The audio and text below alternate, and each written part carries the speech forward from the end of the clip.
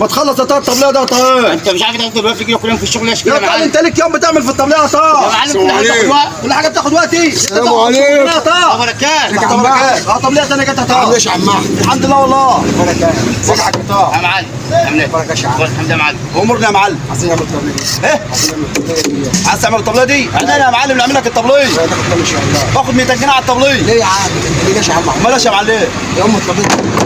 ليش يا عم 200 جنيه؟ يا عم ده بالراحه. براحة انت مالك انت. يا عم بقول لك بالراحه ده انا جايب صناعه ب 500 جنيه. ده باخد يا عم، بتاخد 500 جنيه أنا ده. بدري يا ايوه ده عم. باخد 500 جنيه. عندي بدري يا عم. و200 جنيه عاوزك يا عم نعمل شعبك توكل على الله. هو الصناعه شوف قال لك ايه تتوكل على الله. توكل على الله. يعني انت مش عاجبك ولا ايه؟ الحق يا طه. يا هاري. الحق يا طه. خد يا احمد. خد يا عم احمد. يا عم احمد خد. انا ماليش دعوه يا معلم. عشان شركتك بالظبط. يا عم هي 200 جنيه. ها؟ ماني صنايعي المعلم. ما ابوك طال رقبتك الساعه دي ولا ابوك يعمل لك حاجه. طب اقول لك كده انت سيبني بس اقول لك على حاجه. خد يا هاري. خد.